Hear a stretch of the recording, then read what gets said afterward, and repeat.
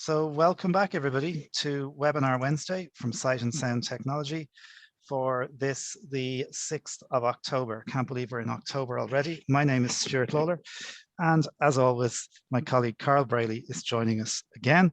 I think you were on a break last month, Carl, but it's great to have you back anyway. And today we're talking about a brand new Bluetooth keyboard called Hable One, which we are, I suppose, launching really today. It's available to purchase from today from Sight and Sound, and we'll talk a little bit about that later on. But to really help us do this, we have Freek, and I'm not going to attempt to pronounce your surname because I will do it wrong, but I'm sure you will do it in a sec, so apologies. Freek is from the Netherlands, from the company iMobile, and he and his colleagues have put together this ingenious little device that I've actually had the pleasure of using since the beginning of July. And it's a really interesting piece of tech. I mean, we've had keyboards for our phones and tablets for a long time. Some of us, I think me included, have struggled with touch screens in the past. And this is a really interesting device because it's a keyboard, but it's a Braille entry keyboard. And for those of us who like entering text fast in contracted Braille, this might be just the device you've been waiting for. So we're absolutely delighted to have Freek with us, and we'll hear all about that in just a sec. Of course, we want to hear your questions, and I feel there will be lots of them. And you can do that on Zoom by raising your hand by pressing Alt and Y, or if you're on a mobile app, you can activate the raise hand button. You can equally chat by pressing Alt and H, or you can activate the chat button on your mobile app. And as Carl always mentions, and he's quite correct, if you are chatting, please make sure you send your message to all panelists and attendees so that everybody can see your message. And we have a nice message there from Deirdre in Galway. And Deirdre's a regular attendee, and always great to see Deirdre at these sessions. So hi, Deirdre. So I'm going to hand over to Freek. Freek, you're very welcome. Thank you for taking the time today to join us. You're in Palermo today in Italy. So we're going over to the, I feel like we're at the Eurovision, the Italian jury. What's the weather like in Palermo, Freek? Hi, Stuart. Thanks for the introduction. It's great here. It's much warmer in the Netherlands where I left this morning. So it's been really good to come to Palermo. And luckily, the internet is working fine here, which I was really hoping for. Good stuff. So listen, you're going to talk to us all about the Hable One and I suppose what it is and the story behind it, which sometimes the story behind these products is more interesting. There's always a human story behind these things, which is really interesting. So do you want to kick it off? Yes, of course. Yeah, I'll quickly introduce myself before I start talking a bit about the story of Hable. So for everyone here, my name is Freek van Welsenis, which is a horrible name to pronounce outside of the Netherlands. Freek, often people call me Freak, which is, I'm fine, I'm used to it at this point, but to remember it, it's like Drake with an F, Freek. That's how you pronounce it. I'm one of the co-founders of Hable. Hable is a company of two people that founded it, me and my co-founder Ayushman. And within Hable, I've always been responsible for talking with our customers and with our users, and kind of translating all their feedback that they've had into the product that we've now been making, which is the Hable One. I'm Dutch, like our company, which is from the Netherlands. I'm 24 years old, have a very technical background, and I'm also come from a background where my little sister and my little brother live with a disability. So I've always been active in this field, and really combining it with the tech world has been an interest for a long time. And today I'll be focusing, talk a bit about our story, because I think our story is really important to understand why we made the Hable One and kind of the idea behind it, and how we got to this solution. Afterwards, we'll talk a little bit about what we've learned from our Dutch and Belgian users, because we've launched the product a little earlier in the Netherlands and Belgium. And afterwards, I'll give Stuart the floor back again, and he can talk about, give a little bit of a demo about Hable One, so how it works. Now, before I get into the story, I would already like to ask, so there's of course a reason for many of you that you'll be joining this session. So I can imagine some of you already have questions. I really prefer it if there's a kind of an interactive feed with the audience. So if you have any questions, or if you can just state the reason why you want to learn more about the Hable One in the chat, and that really helps me out, so I can kind of cut back to it within the webinar. So feel free to do that. Okay, so if you want to type your question, or rather your reason in chat why you're here to, or what you would, I guess maybe what you're asking as well is what people might like to do with the Hable One, or what they wish it could do. Isn't that it? Yes, so especially like what their wishes are and why they think like the Hable One might be something they're interested in, because I can kind of compare it to why people in the Netherlands and Belgium are using it, or our current users are using it, and see if there's a fit. Yeah. Okay, so you can type in chat by pressing Alt and H, or activate the chat button, and Carl is keeping a close eye on chat. And there's I see some messages coming in on chat already. Some interesting comments about how it's going to differ from the Orbit Writer. So maybe we can talk about that as well, Freek. Yeah. So what I'll do, Stuart, I'll explain the story about Hable, and in the meantime, people can answer or ask their questions. Put their queries in the chat. Yeah, and then afterwards I'll come back to them. Okie doke. Yeah. Brilliant. Perfect. Yeah, I'll start off by telling a bit by why we started Hable, which is very important for our whole for the whole company, and especially why we designed the Hable One. So Hable actually comes from my co-founder, the idea. So my co-founder, Yushman, he comes from India, and for his entire life, he lived together with his grandfather, who was born blind. And by living together, yeah, of course, he learned a lot about the experiences that his grandfather had to go through to use technology, because technology was advancing, but actually for his grandfather, that meant that a lot of things actually got harder. And really from that personal interest, he started looking to using technology, and in this case, especially the smartphone, more for his grandfather. So around 5 years back already, he asked his grandfather, what is his biggest problem at this point, which was at that time was using the smartphone. So he started designing, it was a competition in India, and he started designing a product. And back then it was a wooden box with a cable that you had to put into the back of your phone and still attach with double tape. But that was the first kind of prototype that it all started off with. Soon afterwards, Yushman traveled to the Netherlands to study, to finish his master's. And there he learned that more people actually were interested in a solution, a better solution than what he created at that point, but a solution for using the smartphone in a better way. And he started building a team around it. And that was started around 3 years ago now in the Netherlands. And the first half year, I'm going to be honest with all of you, the first half year is not a success, because what we did wrong as a company is we did a lot of prototyping, a lot of work on the product, but we did it in-house. We didn't talk to enough users. Luckily, after that half year, we realized we didn't get any further with the development of our products. So what we did is we actually started saying, okay, from this point onwards, every week, every day of the week, we should talk to at least one person that wants to use this device to ask for feedback and make it better. And that's kind of the core of what we want to do at Hable and how the Hable One has been developed. It's been developed in so much collaboration with our end users that every time we had a new prototype, we tested it with multiple people to make sure it's getting close to what people were looking for. So from that period, around the period of around 2.5 to 3 years, we've worked and iterated over at least 40 different products, prototypes of the Hable One to make sure it fits the needs of people that want to use in the future. So we worked on that for multiple years.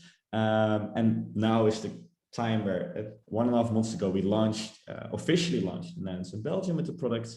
Before that, we've had a kind of like an alpha launch with almost similar products. And now we're also officially launching in the UK together with Sight and Sound, which is really great.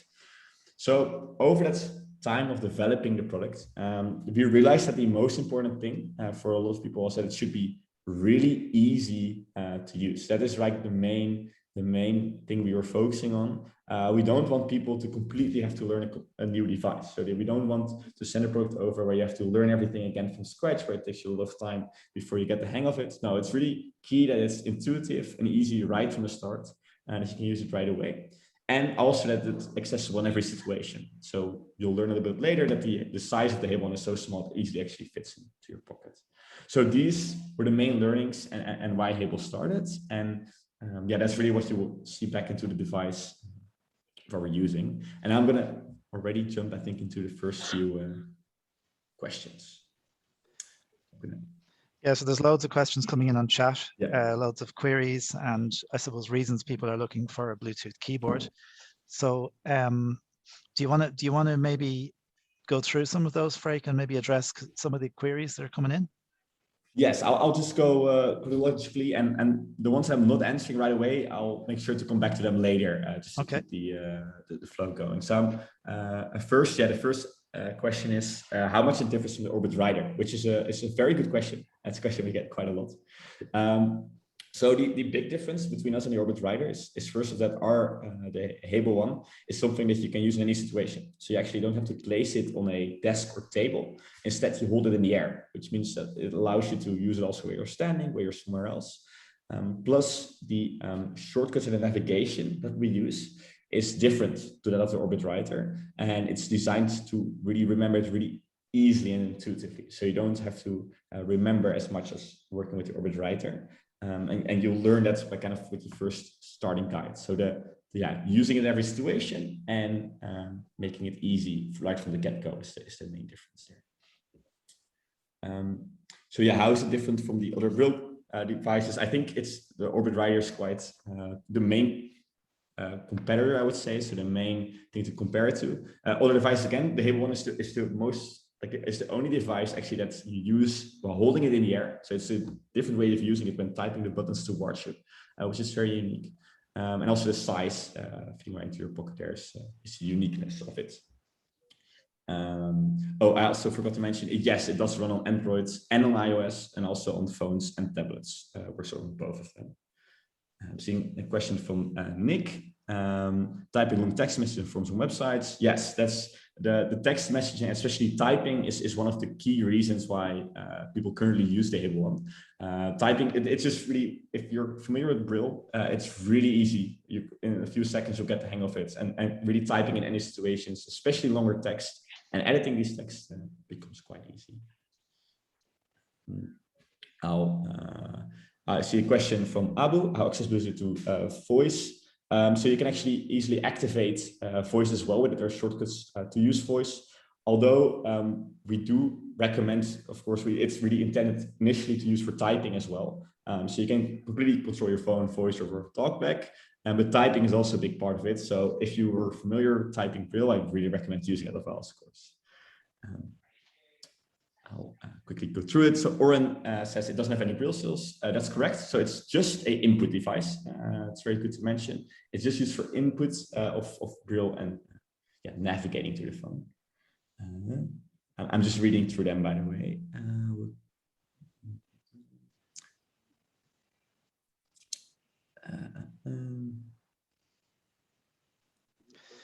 I think there was a question, and I think it was from Oren as well. It said, "Can you wake your phone with the device?" So yes, which is a good question. Yeah. Definitely a good question. You can do everything with your phone. So actually, what people our current users, what most of them do is actually have their phone in their pocket. They use just the Hable One in their hands and have a Bluetooth earphones in. So with the Hable One, you can completely control your phone. So you can unlock it, you can lock it. You can type and navigate with it. It really gives also a little bit more security when you're outside, so that you can keep your phone in a secure place. And because you hold the Hable One with two hands, it feels a bit more secure and firm, and it doesn't get taken out of your hand out of nowhere. I see also a question from Derry. Is it bigger than the Orbit Writer? It's in length, it's smaller. In height, it's a little bigger. So it's in total size, it will be around the same. Both of them would fit in your pockets. You can compare it to the iPhone 6. You can compare the one to the iPhone 6. The old iPhone 6, but then a little bigger. That's the size you should imagine. And they also ask, can you type using UAB Braille? Yes, we also support UAB fully, grade 1 and 2. And the last question is also, I see from Abu, can I connect to an Apple Watch and iPad? Yes, you can connect to an iPad. Apple Watch, you can just use typing and not all navigation functions currently, but that's something we are working on. And we actually have active software updates, which will continuously allow you to do more functions with the Hable One in the future. So this is something that might be added later on. That depends on the handshake as well, the Apple Watch.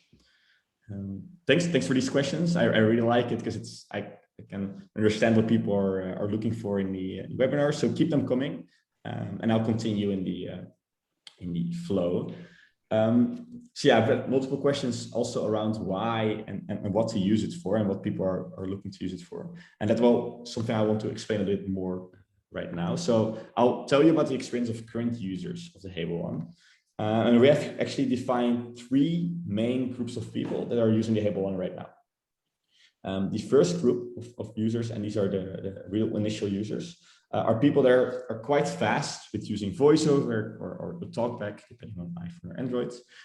But they experience several issues when they have to type. Of course, you can use the dictation function, but yeah, everyone knows you don't want to use it in all situations. It's hard with names and organizations, and for professional usage, it's not always ideal to have to use voice. And the on-screen keyboard can be quite annoying and slow in its usage. So a lot of our users are relatively fast with talkback voiceover, but really use it for typing. The idea is also behind the Hable One was initially, we just want you to be able to type in any situation. It's so small. It fits in your pocket, so you can literally take it everywhere. The battery lifetime right now is over a month. Most people we send it to, the Hable One to that have been using it for multiple hours a day. I've not yet charged it, and that's more than a month ago right now. So yeah, it's really the idea is that you can use it in any situation and it always works. So typing is a big part there. The funny thing is that for this group, so they bought it for just typing reasons, but they actually grew very fond of the navigation part of things, because you have all these shortcuts. Think of the H for home, the F for find, the N for notifications. And it makes you so fast to move through your phone that at some point they just stopped using their voiceover or talkback at all, and there's like swiping, and just switched to navigation on their Hable One. So that's really the biggest group of people that we've seen at the start that started using the Hable One. The second large group is actually a group of people that had a really hard time using their phone at all. So the gestures on the phone can be quite difficult to learn. We've learned it ourselves as well. It's quite a lot to remember. It doesn't always work because, of course, the flat screen can be very annoying. And that's something we take away, because the Hable One has 8 physical buttons. It really makes navigating the phone super simple. In 10 minutes, we can learn anyone so far the basics of using the phone with the Hable One. So going to the next item, past item, entering something, going back or home. These basic functions are so easy that literally anyone can use it, even when you're not used to working with the phone before.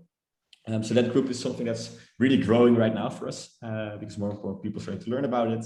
And they initially use it just for the navigation part. And of course, the typing, if you know Braille, is so intuitive that comes naturally with it. And the last group that right now is growing a lot is actually people that are not familiar with Braille, that want to learn it. We only support typing in Braille, so I don't want to completely call it Braille, but for this group, if you just want to type, it's kind of a lot of fun. Maybe Stuart can emphasize it. It's almost like a game controller that you are using. So it's quite fun to start working with it. It's a great point you make, actually, Freek. And I just saw a question on chat from Liz Silver, who was asking that very thing, saying, if you have to use 2 hands, do you have to put it somewhere? And it's kind of, I don't know how you would describe, but you hold the 2 ends of the Hable One, I suppose, against the palms of your hands, and then your fingers lie naturally on the keys, and you just type the keys. So you're holding it essentially in midair as you use it. And in fact, it won't work if you put it on a table. I suppose it would, but it wouldn't be anyway natural. Yeah, exactly. So there you can use it on the table. We definitely don't recommend it because it's not really the ideal position. You can also even switch the buttons in the order to make it a bit more easy. But yeah, if you hold it in the air, it's very natural once you hold it and get the hang of it really easily. It works. So yeah, especially also that learning Braille part, or even when you're not that familiar with Braille, it's really fast because it's kind of a joyful experience and it's kind of fun to use. That really helps out there. I'm also reading through the questions. Yes, so Stuart just answered how you hold it. Typing is so you hold it with 2 hands. I'll just repeat it just for an extra explanation. You hold it with 2 hands. It's as if you're, imagine having your phone that you turn horizontally. So you turn it 90 degrees. And the buttons would be on the back of the phone. So you're actually typing the 8 buttons towards yourself, where in the middle there are 6 buttons representing the Braille dots. And then on the left side of the top left button, you have function key, and the right side of the top right button, you have a function key for backspace and space when you're typing, and for navigation when you're outside of a text field. So really holding it in the air with your two hands and typing towards yourself is how you would use it. So yeah, these are the main groups right now that are using the Hable One. And what we've seen is a lot of people order it because they want to work when they're sitting in the train. It's a very big use case when they're on the way, when they're not at home. They want to be able to still use their phone, of course, and still type. That's one group of people that uses it a lot. So want to carry a large Braille keyboard with them all the time. The other group is that just wants to type fast wherever they are, or that has a hard time using a phone at all. And then the group of people that are not that familiar with Braille, but just want to get the hang of it better and type fast. And those are the main groups we've been seeing so far. So I see a question from Liz. You need to use two hands when typing Braille. So presumably if you're standing up, you still need to rest the device on the surface in order to use it. No, so that's the thing, because you don't have to place it on a surface. You hold the Hable One in the air, and the buttons are not, you should consider it's not a normal keyboard. So you don't actually press the buttons downwards. Instead, you press the buttons towards yourself. So imagine they're at the back. And that way you kind of have it in both of your hands, and you don't need the surface. I see another question from Oren. Would you consider making the phone case that's always attached to your device? So that's actually was the initial product, Oren, where it was on the back of the phone. But because you can control your entire phone with it, it would just thicken the phone, and it's actually not that useful. You simply have to keep your phone somewhere that it is in range of your Bluetooth connection, but you don't, ideally you don't want to stick it together, because that's way easier to use. So those are the questions for now, and a little bit about who has been using it and currently so far. I think it's nice, Stuart, if you can maybe explain a bit about the working of the Hable. Okay, thanks, Freek. It's really interesting so far, and I think some very interesting questions. And I'll just remind people as well, you can raise your hand if you'd like to speak to us or ask any questions, or if you want to put anything else in chat, and we'll go back to Carl in a couple of minutes. So I've been using the Hable One with the iPhone.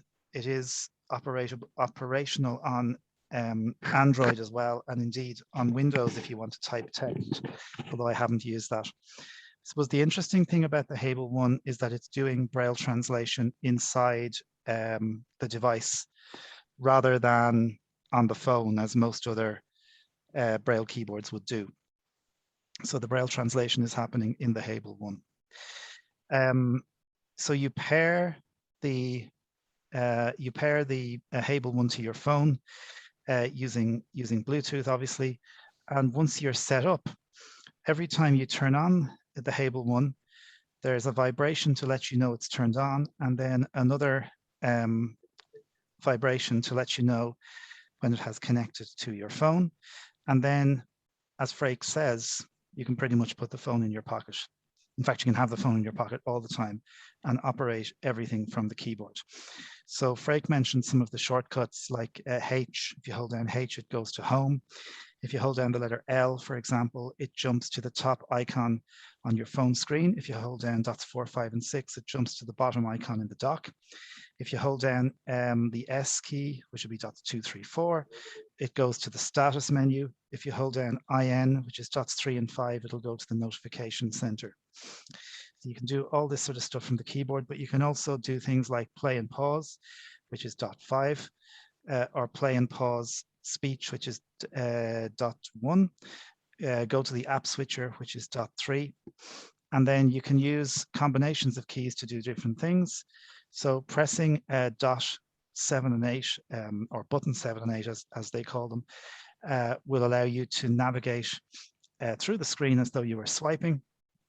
But it will also let you do a lot of other things. If you're in, for example, an edit field, you can press dot 4 and 7 to move the cursor forward through the text if you were editing text.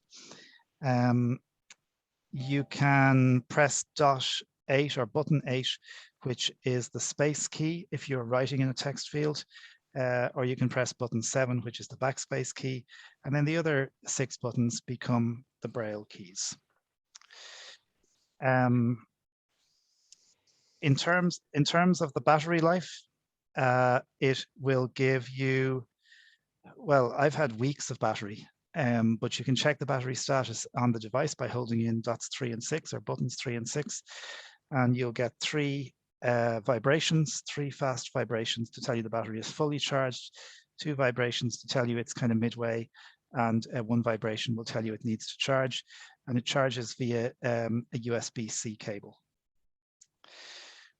It's actually, we have tried this last week, Frake and I. It's very difficult to demo this, would you believe? Because we did try this by sharing the screen of the iPhone over Zoom, and every time you go out of Zoom with a screen share on the iPhone, it stops the screen share. And I don't know if that's by design or not. So we have had limited success in getting this to work. So Frake, I don't know, there's a couple of queries there coming in on chat. I see one question there asking about instructions with an iPhone. There are a couple of different manuals that you guys have written, or user guides. One is iOS, one is for Android, and then there's a separate set of shortcuts. And you guys have a couple of videos as well where you show different aspects of the Hable One. Yeah, so also on the questions, I will make sure to add these videos in the chat. So we have videos which explain how to hold the Hable One, both visual and audio, how like the basic navigation works in typing. So I'll make sure to put this in chat in a few minutes. So also for sighted people in the audience, they can see how that works. Now, I think we had a couple of raised hands, so we might just check in with Carl to see how that's going. I'm muted, which is not really going to help, is it? I have Tina. That's very unusual. Tina, which is all. If you have a question to ask, if you can unmute yourself, please. Sorry, I'm forgetting what I'm doing. It's been that long since I've been on here.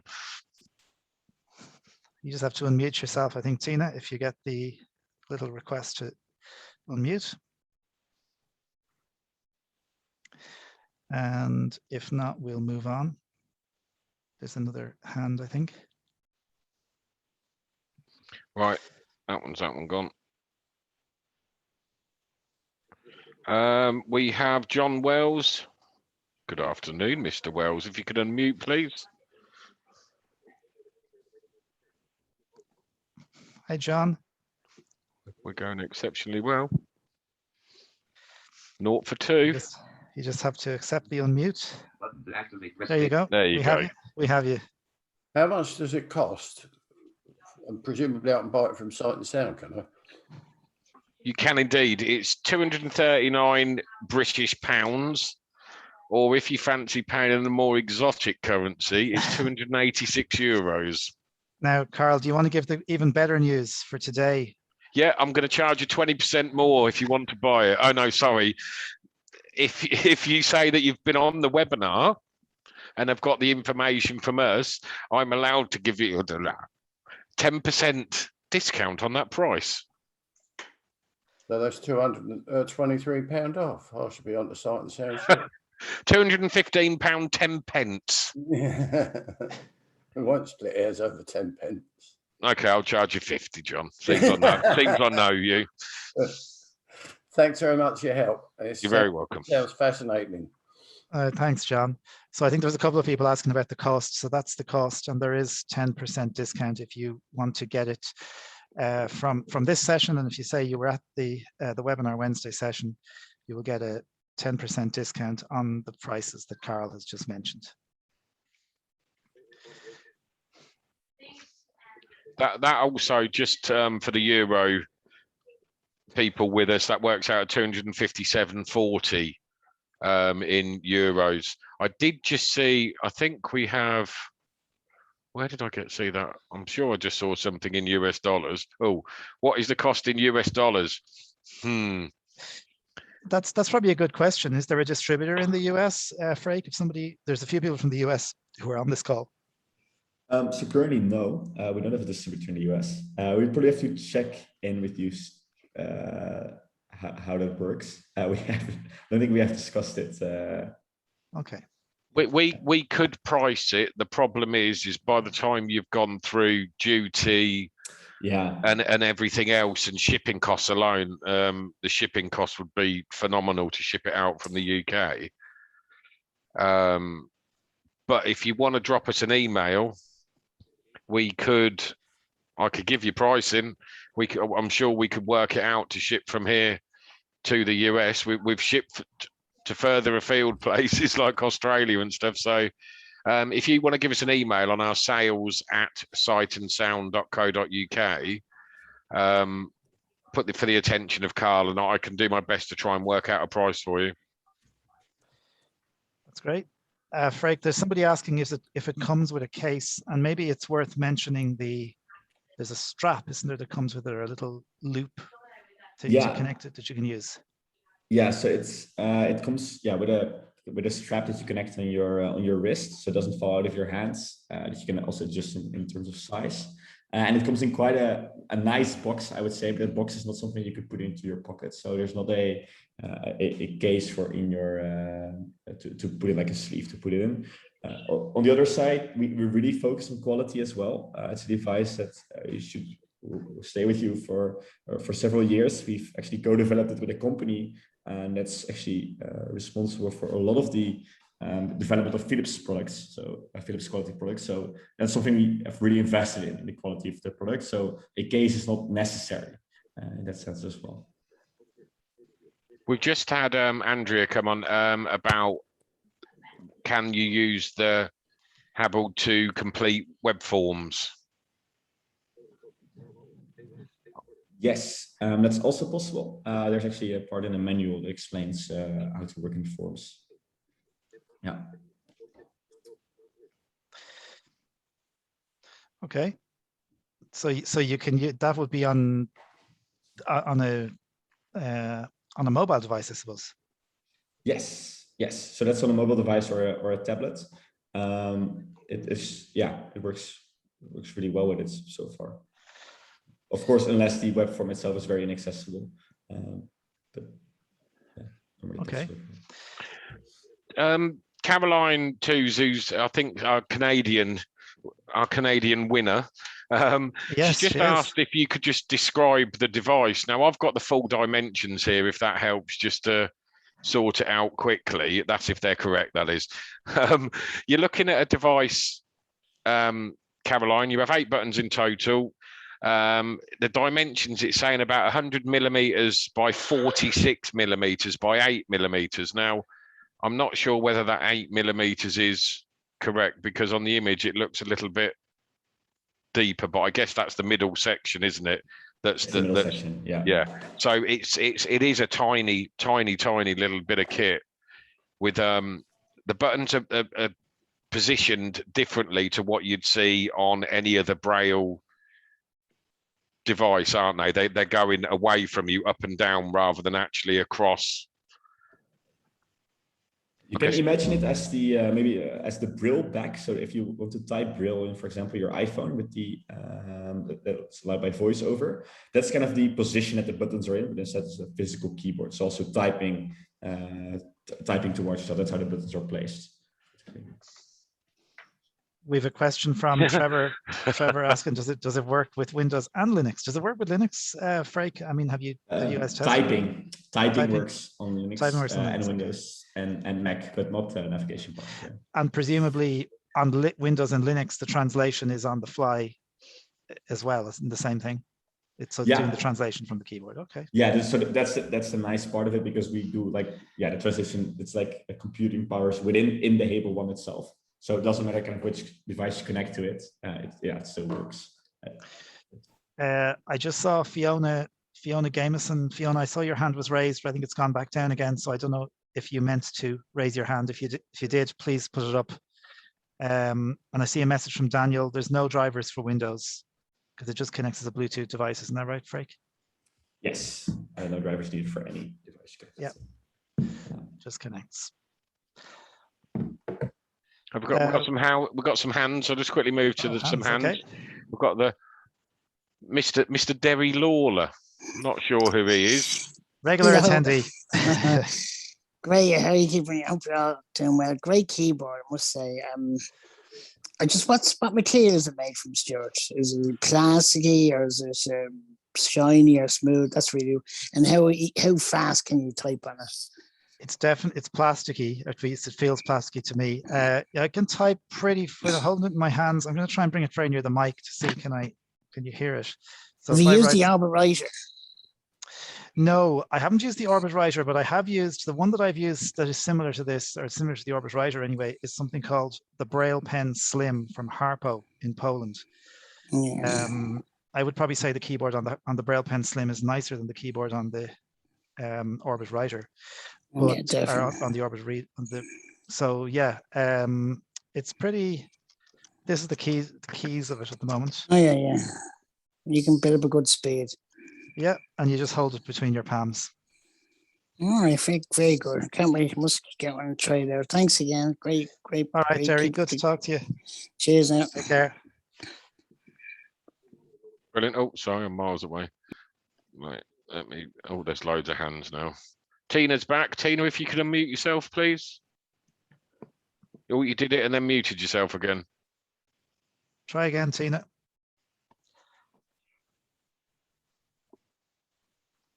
One more go. Let me see if I can ask you to unmute again. Okay. That's it, Hello, Tina. can you There you go. hear me? Yeah, we've Yeah, got you. Yeah, Hello.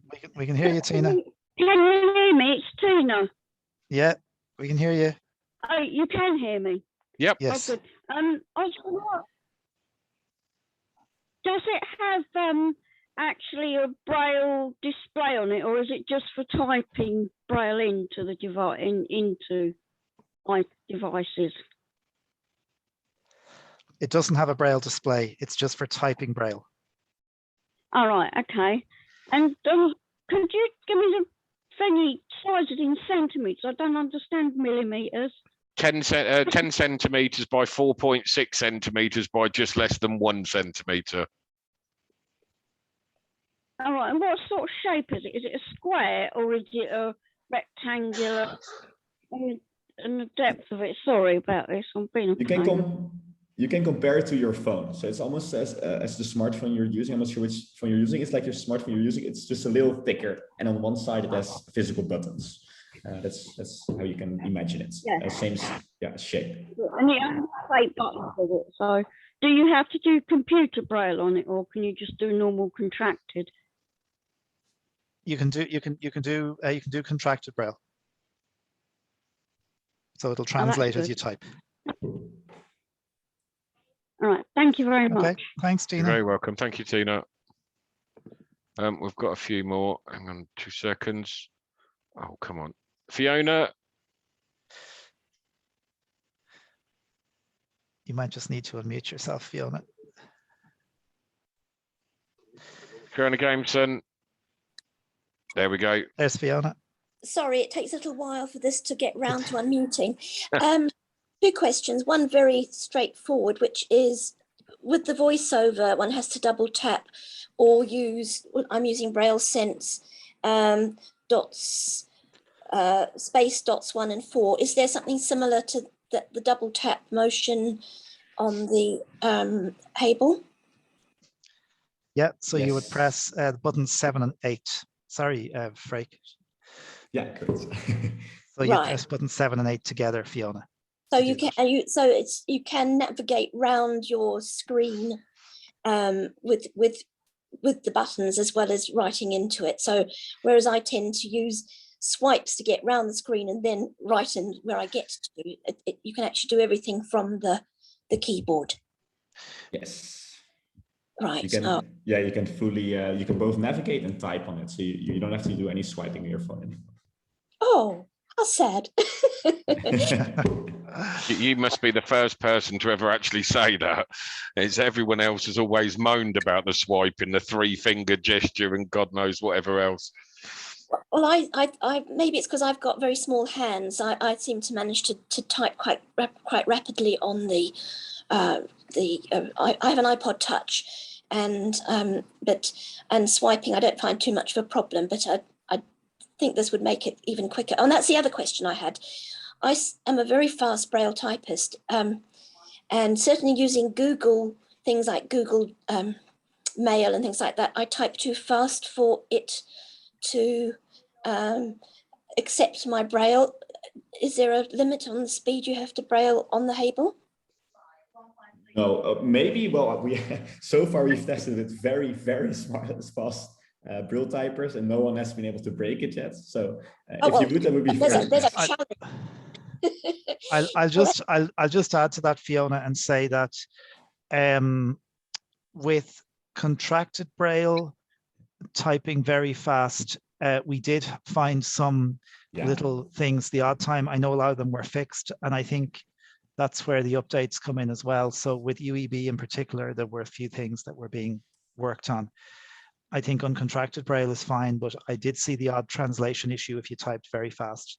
But I have seen they've been rare, to be fair. Well, that's good, because when using Google Mail, which I actually avoid, I actually always write in uncontracted Braille just to make sure and slowly, so that it can actually keep up with me. But that's good. Oh, thank you very much. I look forward to using it with the discount. Thanks, Fiona. Yeah, definitely grab the discount. Thank you. Thanks, Fiona. We just have one more hand up. Let me just Nick Goronsky, it is all down to you.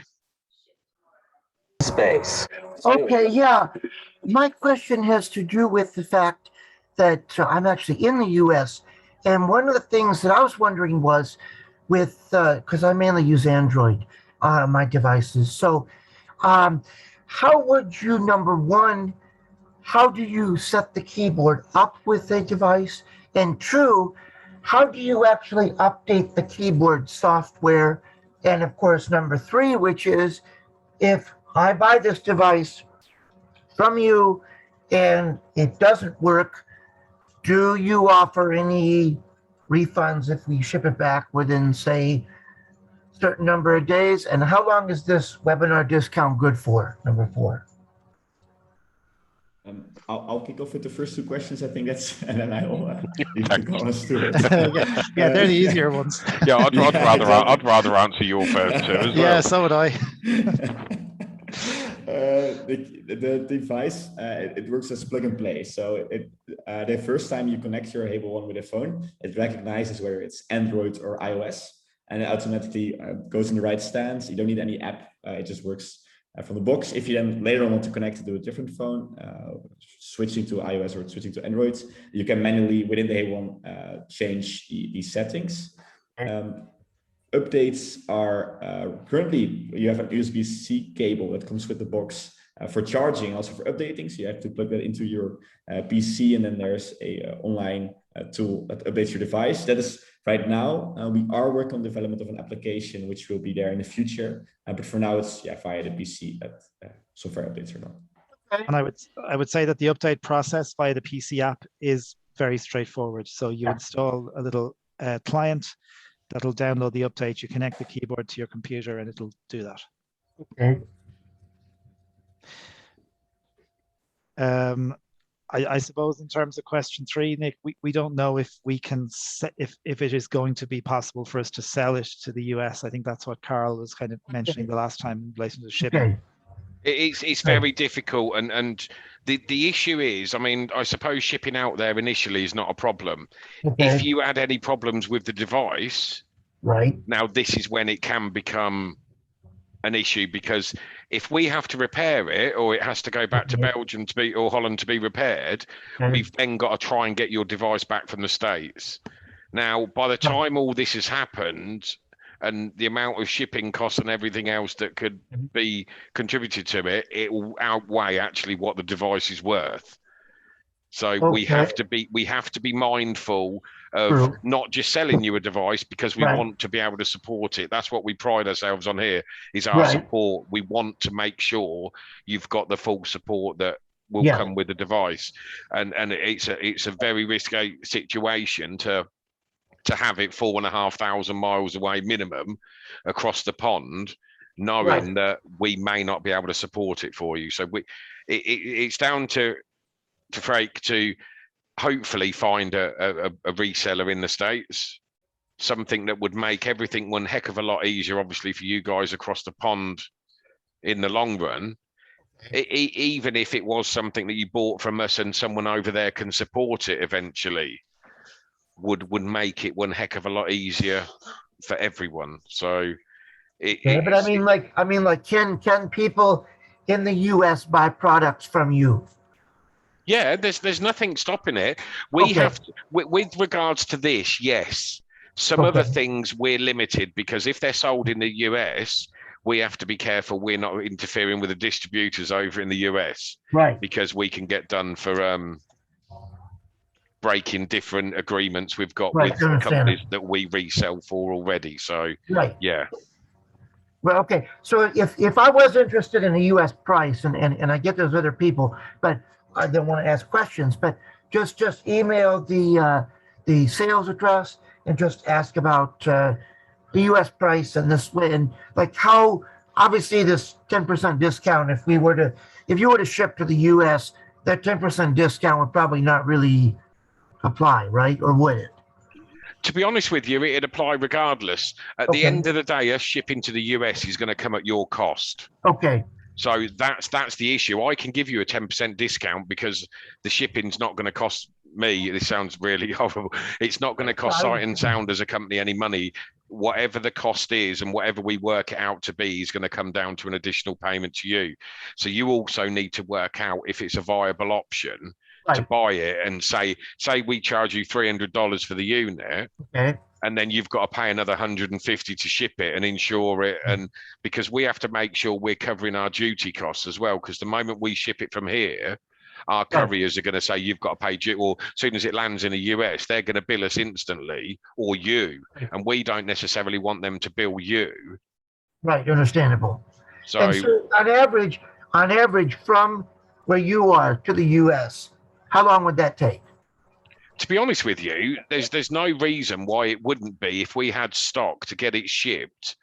Everything pretty much flies over now. We wouldn't be sending anything on the slow boat. So you'd be looking at probably a maximum of 10 working days. Oh, that's not that bad. Nick, I think it might be easier just because I think this is a very specific issue. If you send an email to sales, and we'll get back to you about it, okay? Because I think that's fine. I understand. I just was interested. Yeah. Okay. Brilliant. Thanks for that. Thanks, Nick. Right, let's see. We've got a few more hands now as well. I know there's stuff in chat, and we will deal with the chat. There's a few queries about UEB and a few queries. An interesting question about the double tap and hold gesture, which I don't know the answer to, but Freek might. Right, Mr. Wells, I'm going to hold you for a second and just go to Abu Ishtiaq. If you can unmute yourself, please. Hello, can you hear me? Yeah, we've got you. Abu. Oh, hi. Basically, I'm mainly in the radio station and volunteering RNIB. With those organizations, how easy accessible would it be if I went to a radio station with this keyboard, with my phone? And how much are these devices? And do they work on social media platforms as well, such as like Facebook, WhatsApp, Twitter, like those? Because I'm mostly on WhatsApp. It'll work anywhere for typing text. So if you're typing a WhatsApp message, absolutely, you use the keyboard to type the text. You enter the text in Braille, it'll type it on your phone. Right. So basically, this device is mainly for Braille, or can you use it without Braille as well? No, it's so when you're typing text, you have to know Braille to use it. All right, because will it have grade 1 Braille on it? Yes. That's perfect. Yeah, maybe to add a little in there, I would just show, because we've been, this is also a recent development from us. So the Braille typing part, it's much easier if you know Braille, because we're typing and using the same method as Braille. However, because it's just typing, in the end, even if you don't know Braille, but you're willing to invest some time, you learn it really quickly.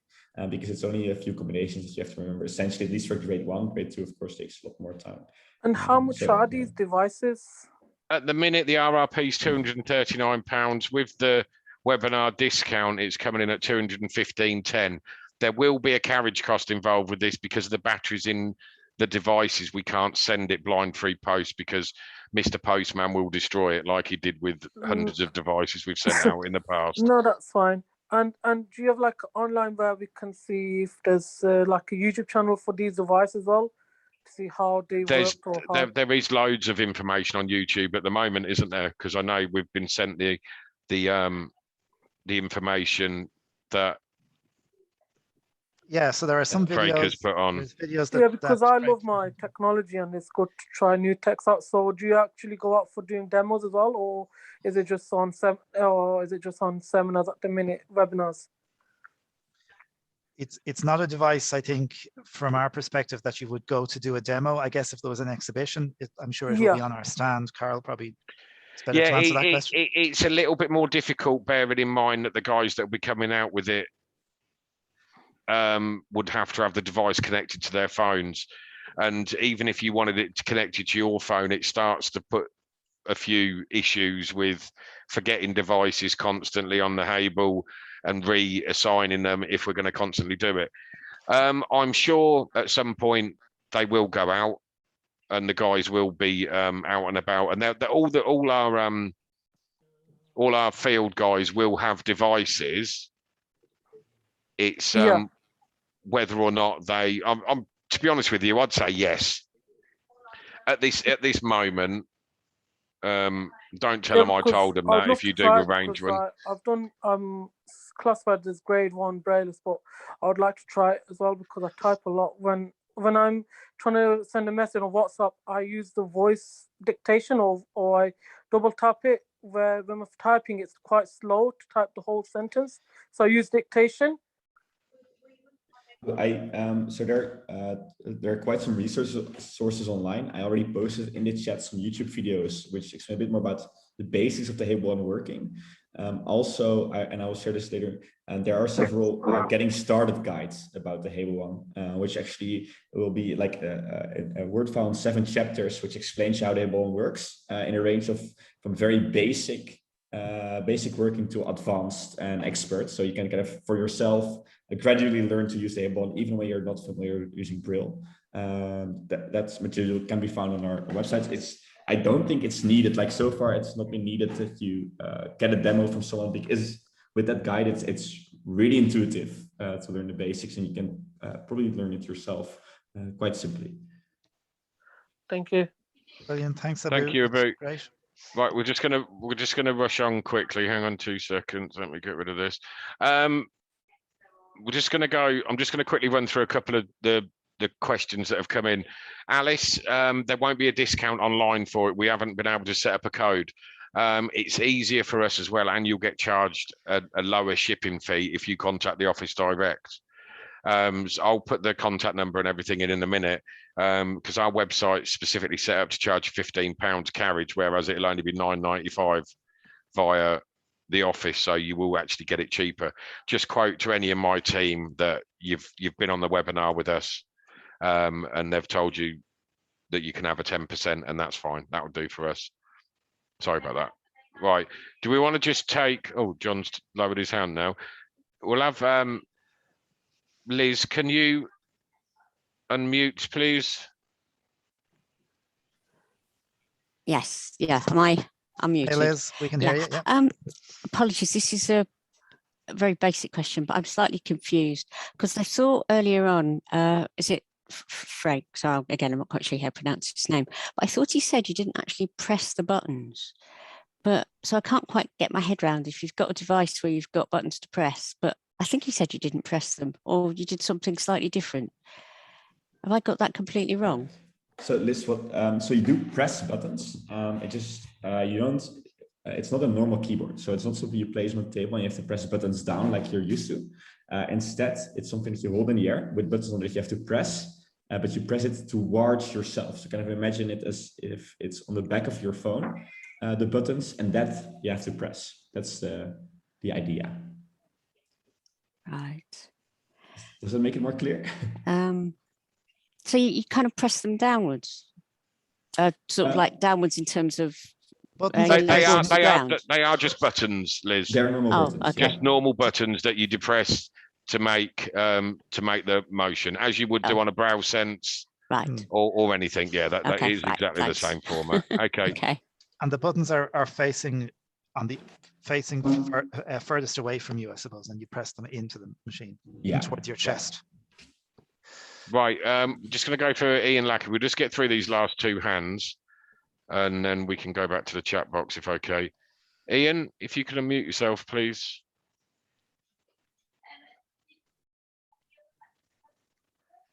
Five-second clock. Is there? Hi, Ian.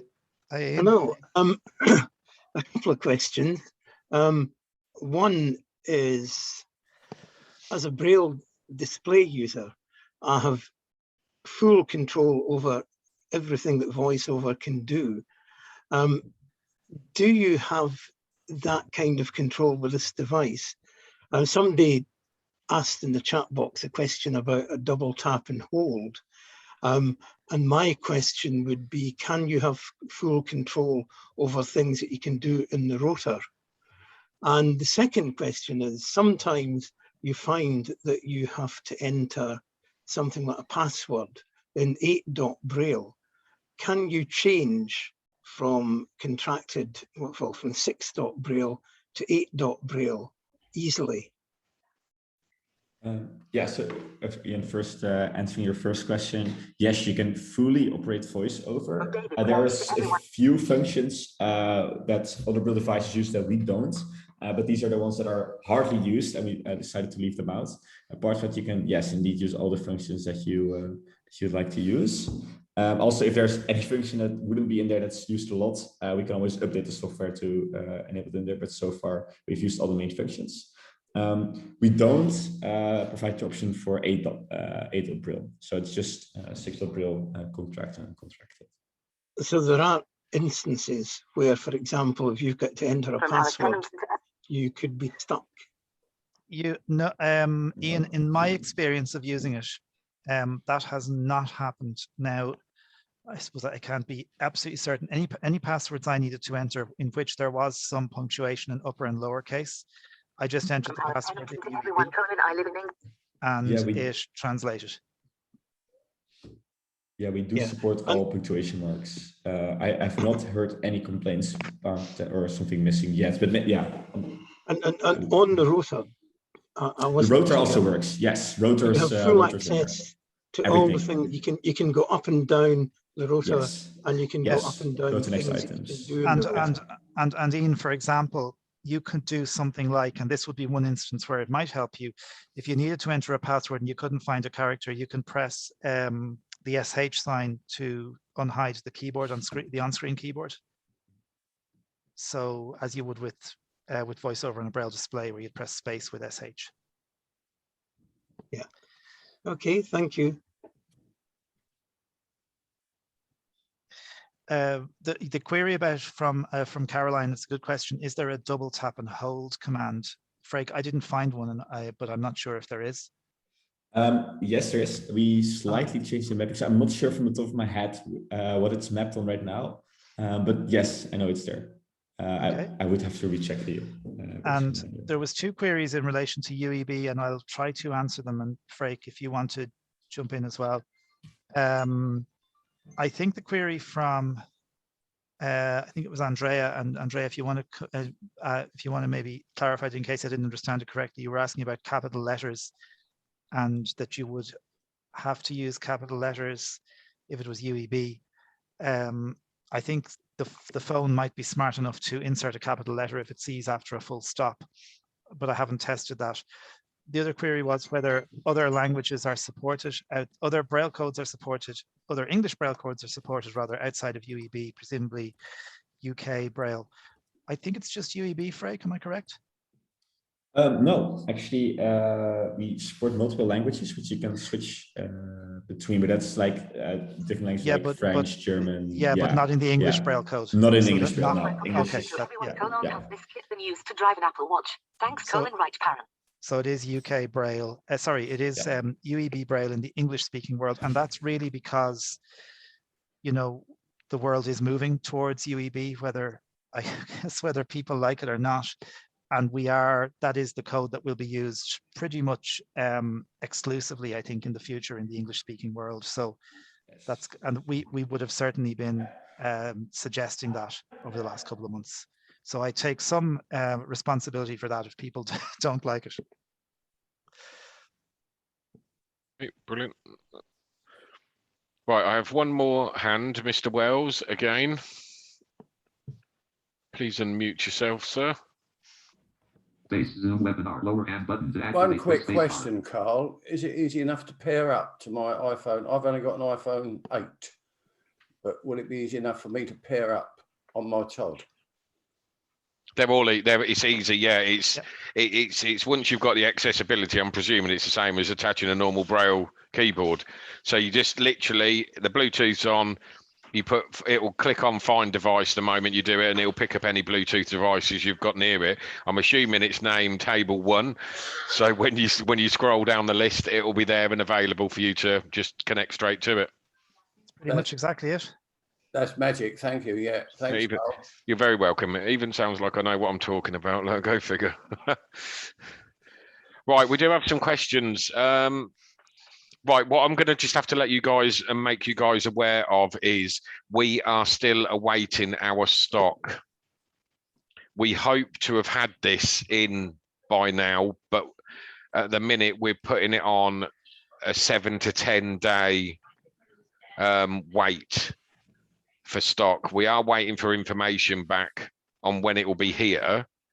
So if you do place an order, we will let you know, but we do hope to have it, as Fiona Gameson's already been on the phone to one of my colleagues who sat in my room and just placed an order for it.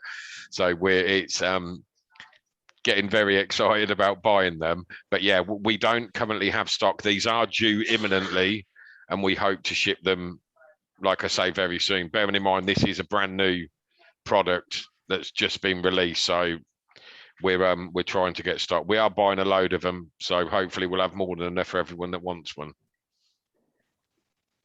Right, a couple of other questions. Did we get did you answer how many devices can it connect to at once if someone has multiple?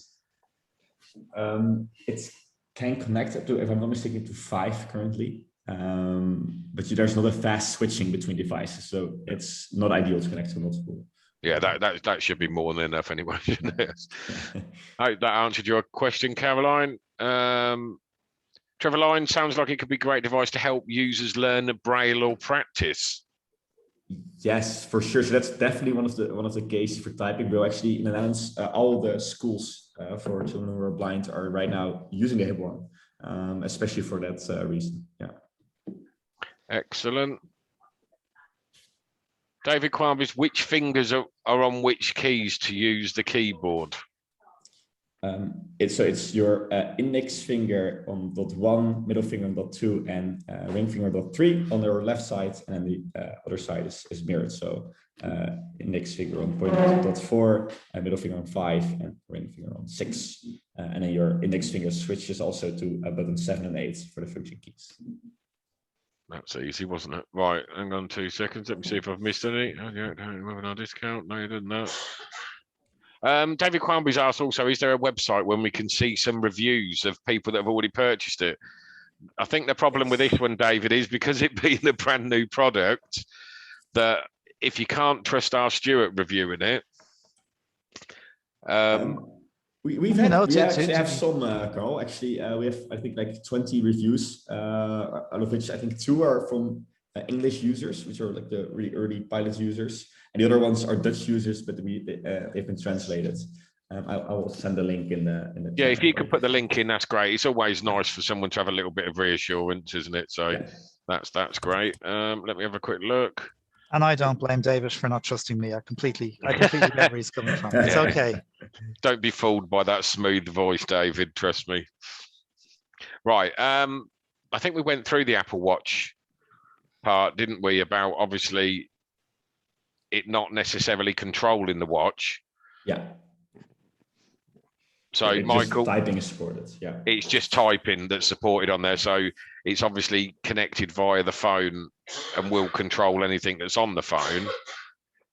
But yeah, the watch, it's the typing tool. Right. Thanks, guys. Been very interesting. Look forward to getting some experience in the future. That's Leslie Baker thanking us. We have no more hands. Is there any more questions? Any hands? Anyone want any information? Not you, Jackie. sits there in the other opposite side of the office, putting her hands up. If you want to Last go, chance. if you want to go to the toilet, Jackie, you can go now. I'm just going to thank Frake for coming along today. Frake, it's been fantastic to learn all about the Hable One and what you guys have done. I think there's lots of people very, very excited about it. Oh, there's an interesting question just coming on chat from Svetlana, who is our very good friend in Moscow. And she's asking, what Braille tables do you use for the Braille translation? So I suppose the question is, are you using the LibLouis? Are you using something else? We're following LibLouis. LibLouis, yeah, perfect. Yes. Yeah, actually, I think I remember that coming up. And somebody, Yes. sorry, there was a question from Alison about setup. Just to clarify, do you set it up as a Bluetooth device or as a Braille display and voiceover? No, you set it up as a Bluetooth device. That's probably worth clarifying. It's a good question, and that is in the user guide as well. Yes. So thank you, Frake. Thanks everybody for attending. Thanks as always to Carl for helping out. We look forward to chatting to everybody in a month from now. Remember, our sister webinar channel, the Social Hub, the Assistive Technology Social Hub, is back on the 21st of October. Sorry, on Thursday, the 21st of October. So there'll be more information about that coming out next week. And if you want to get your hands on the Hable One, remember, send an email into sales@sightandsound.co.uk or call us in Northampton on 01604 798 070. Option 1. Option 1 for sales. Okay, thank you. I wouldn't have known that. So thank you, Carl. You're very welcome. And thanks everybody from everyone at Sight and Sound. And thanks, of course, again to Frake. Yeah, thank you so much for having me. Thank you. Thanks, Stuart.